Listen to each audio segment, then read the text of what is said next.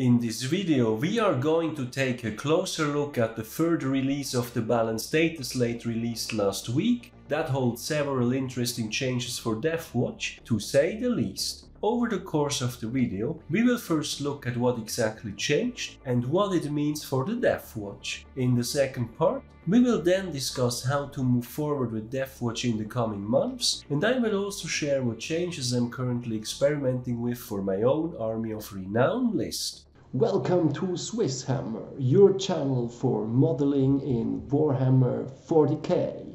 My name is Tamer, and I will be guiding you through this video.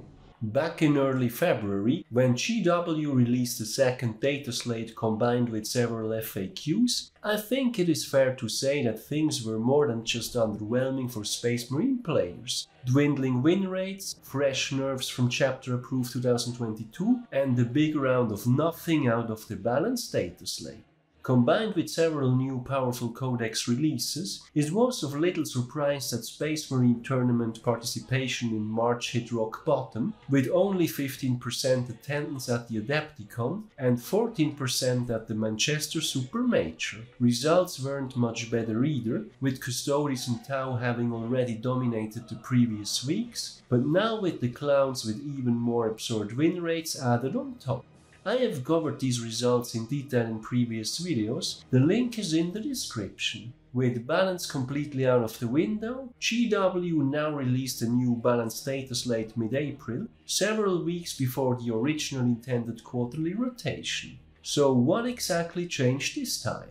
As with the second release, the Dataslate always contains all previous changes and acts as a single document without the need for the previous releases. Past points changes had been moved to the Chapter Approved 2022 Monitorum Field Manual ready with the previous release, just as a friendly reminder that they got removed from the Dataslate doesn't mean that they have been reverted. What got added in this third release are the expected and very much needed nerfs to Tau, Custodes and the Clowns, though I think it remains to be seen whether Tau and the Clowns got hit hard enough, and perhaps Custodes got off a little worse than they should have. But anyway, from the perspective of Space Marines, and Deathwatch in particular, what is of interest are both the changes to the Salamanders Chapter Tactics, as well as the addition of several universal matched play rules. Starting with the changes to the Salamanders Chapter Tactics, their second bullet point, which used to be that attacks with AP of -1 are changed to AP 0, now got replaced by the following. Each time an attack is made against a unit with this tactic, that attack's wound roll cannot be rerolled. Very powerful, but why should we as Deathwatch players care about this? Well, because we have the Brotherhood of Veterans stratagem, and even better, our Army of Renown, where we can pick a different chapter tactics every turn. As a result, any buffs to any chapter tactics in the end also means a buff to Deathwatch. Good times. Moving on to the universal match play rules, where it gets very interesting indeed. There are three relevant changes here: Indirect Fire, Bodyguard, and most importantly, Armor of Contempt. Starting with the first, Indirect Fire got rein in a bit through the following changes. If an indirect weapon targets a unit that is not visible, then each time an attack is made with that weapon against the target is phase, worsen the ballistic skill characteristic of that attack by 1, and add 1 to any armor saving throws made against that attack. So basically, it weakens the attacker and strengthens the target on top.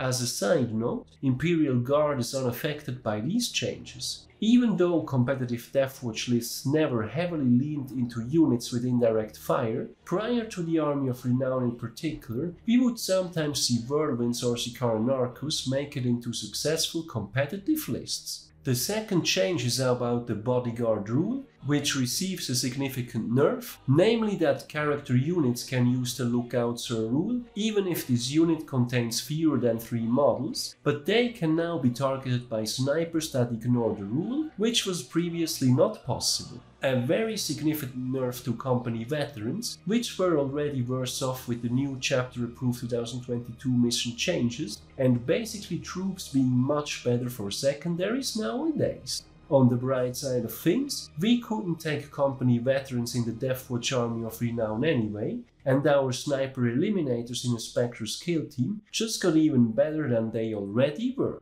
Then third and most importantly, we have the Armor of Contempt rule that should have every power armored faction hyped by now. Each time an attack is allocated to an Adeptus Astartes, Sanctic Astartes, Heretic Astartes, or Adeptus Sororitas model, worsen the armor penetration characteristic of that attack by 1. The rule doesn't apply to models equipped with storm shields, relic shields, combat shields or similar, as well as similar equipment for the Sisters of Battle or Grey Knights. Then lastly, models that are under the effects of any other rule that worsens or reduces the armor penetration characteristic of an attack don't get the benefits either. Overall, this is a significant boost to power armor, which was very much needed with all the extra AP attacks going around as of late. Anyway, before moving on to the second part, a quick summary of what is relevant for Deathwatch. First, the improved Salamanders Chapter Tactics plays into our Army of Renown, or at the very least a Brotherhood of Veterans strat. Second, the universal matchplay rules made Indirect fire less deadly, nerfed Bodyguards, and added Armor of Contempt to all power armored factions, which reduces the AP of enemy attacks by 1, with a few exceptions like stormshields and similar mechanics. With the actual Balance Dataslate covered, where does this leave the Deathwatch? First of all, I think it gave a major boost to our Army of Renown, the Kill Team Strike Force. Neither the nerf to Bodyguards, nor indirect fire affects these kinds of lists, as we don't have access to the relevant datasheets anyway. In fact, the lack of company veterans has always been one of the things that I miss the most. Now they are completely out of the picture as far as I am concerned. The changes to secondary objectives with Chapter Approved 2022 weren't too kind to them either. On the other hand, sniper eliminators in a Spectrus kill team just got even better, as they can ignore Lookout Sir, and therefore also the nerfed Bodyguards, though personally I have always considered them somewhat of an auto-include in my lists since the points drop. But also on the defensive side, their bonus in cover combined with the new Armor of Contempt bonus, paired with a Helix Adept, and access to strats like Smokescreen and Transhuman, makes them a complete nightmare to shift for their points. Just as an example, an Eliminator in cover hit by AP-4 still saves on a 4+. If you don't expect to do much character sniping, then of course LasFusils are always a great choice. Speaking of Armor of Contempt, this one opens up a whole new set of possibilities. Hitting a Space Marine in cover now takes AP-3 to bring them down to a 4-up save, which equals that of the Storm Shield, meaning that a Storm Shield only really gives benefits when out of cover. There it is better at AP-3 already, while in cover it takes AP-4 or higher to make the difference. Similar results with Terminators, where it takes AP-4 without cover, and AP-5 in cover for the Storm Shield to outperform the regular saves. This makes our kill teams far less dependent on invul saves, aka we can think about dropping the amount of storm shields, and perhaps even our amazing relic, the Dominus Aegis. Dropping the amount of storm shields not only opens up much needed points, but also allows more offensive output on the Proteus kill teams. Terminators in particular are amazing now, as you can either go for the dirty cheap Lightning Claw variants that come at 11 points per wound and make for amazing tanks without throwing away the heavy hitting loadouts, as would be the case on Thunderhammer and Shield Terminators, or the Stormbolter ones with either power or chainfists make for a comparably cheap replacement. Thunderhammers can be moved to the veterans instead. Personally, I will still keep 2 Storm Shields on the vets around, but I will definitely run the Terminators with cheaper loadouts and move the hammers to the vets instead if needed. For the captains, the Storm Shield itself has even less benefits than before, and as I mentioned previously, dropping the Dominus Aegis is now an option, meaning that we are no longer stuck with a captain focused on giving the bubble, both locking out a Slash Captain or a Watchmaster without taking the company champion as the shield carrier on top.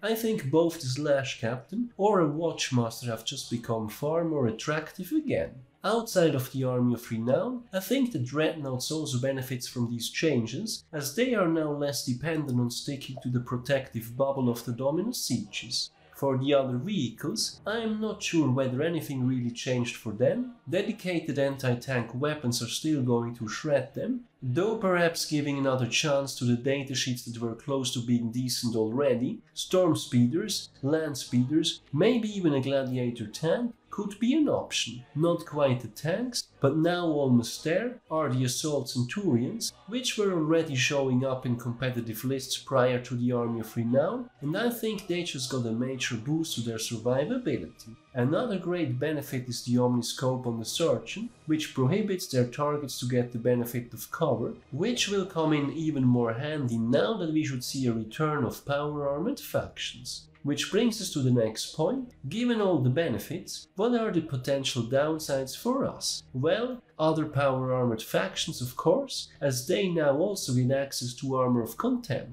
Even though the struggle of Space Marines has heavily affected their tournament attendance, let's not forget that earlier into 9th edition, their tournament attendance would be up at 25% or slightly higher, aka there are just a lot of Space Marine players. I think that the ability to deny them cover will now play a major factor, and Deathwatch has several options for this. Outside of the Army of Renown, the previously mentioned Assault Centurions, then in general, 5 Incursors as part of a cheap Spectrus kill team can be an option, but I think the major winner in this is our Warlord trade Nowhere to Hide. As far as my personal list is concerned, while I would have loved to see points drops on some of our troops, I think that these changes open some points, primarily due to dropping the expensive Thunderhammer and Storeshield Terminators and Stormshields in general. While I would have loved to take a Watchmaster in my new iteration, I stayed with the cheap Biker Captain instead. After all, he still has a big base, and I slapped the previously mentioned Nowhere to Hide on him. Replacing the Terminators with Stormbolter and Chainfist variants generally allowed me to put some much needed utility back in. Helix Gauntlet for the Spectrus, Primaris version of the Apothecary, and I even spent an extra CP to get Honored Veteran of the Watch Stratagem for the Heavy Intercessor Sergeant, basically trying to squeeze out as much durability as possible across the different kill teams. Oh, and one last goodie for my Spectrus kill team. Even though I combat squad them to 4 Eliminators and 1 Helix Adept, a 5th Sniper Eliminator is just 1 point above an Infiltrator, and if you put that combat squad with 4 Infiltrators and 1 Eliminator into cover, you can have him act as a very cheap tank. For those interested, the link to the list is in the description, and I hope we'll get some troop discounts in the near future, at which point I will definitely squeeze the Watchmaster back in. Should power armored factions turn up in greater numbers again, I would also want to replace the Chainsword with power swords for the Costello style Proteus kill team. To wrap things up, over the course of the video, we have looked at the third release of the quarterly Balance Dataslate, which brought mostly great news for Space Marines and the Deathwatch, mainly due to the new Armor of Contempt universal rule available to all power armored factions, which reduces the AP of enemy attacks by 1, with a few exceptions like stormshields and similar mechanics. A bit unfortunate is that Bodyguard and therefore company veterans got nerfed, but we couldn't take them in our Army of Renown anyway. Overall, this is a major boost to the Army of Renown, which was super tight on points before, but can now afford to drop a bunch of invulnerability saves, and therefore free points on the Proteus kill teams in particular. Speaking of which, I think Proteus kill teams are the big winners of this. Our basic Deathwatch veterans just got more durable, and the cheaper Stormbolter and Chainfist Terminators make good replacements for the rather pricey Thunderhammer and Stormshield variants. Outside of the Army of Renown, I think the Dreadnoughts and Assault Centurions also count among the winners, while vehicles most likely will struggle as before. Personally, I dropped the Dominus Aegis for my list, run the Terminators with Stormbolters and Chainfists, and stick to my beloved Spectrus kill team with Eliminators, which have become hilariously tanky in cover. I also went for extra durability whenever possible, such as the Honored Veteran of the Watch stratagem on the Heavy Intercessor Sergeant, which plays nicely into the Armor of Contempt changes. For Warlord traits, I recommend putting at least Nowhere to Hide back in, as we should see power armored factions being played more frequently again. So that's it for the third release of the quarterly balance update series for match play and its potential impact on the Deathwatch. How do you guys rate the new Armor of Contempt rule, and what kind of changes are you making to your own lists? Let me know in the comments.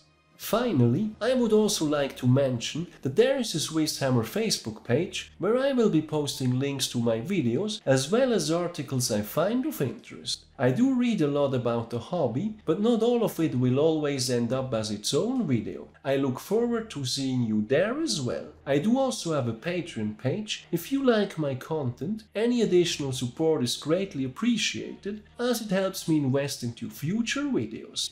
As always, thank you very much for watching, guys. Your continued support is greatly appreciated. I hope you have been enjoying this video. Give me a thumbs up if you did, and don't forget to subscribe if you haven't done so already. Thanks again and see you next time.